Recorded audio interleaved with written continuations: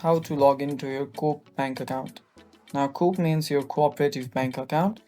So let us just search it on our Google. There you go. This is the one we are talking about. And as it loads up, before moving on with the video, don't forget to hit the subscribe button and also click on the bell icon so that you will be notified when our next video comes up.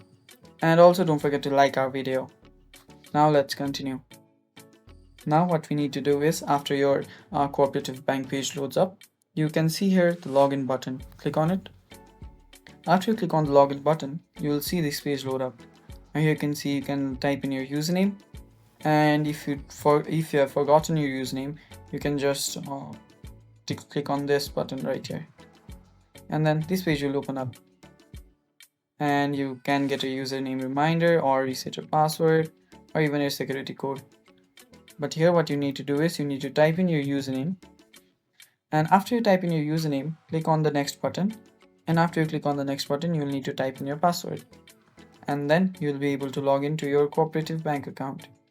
And if you don't have a cooperative bank account, you can just click on this button which says new user and register for your online banking. And that is all for the video, guys. Thank you for watching. Don't forget to hit the like button and stay tuned.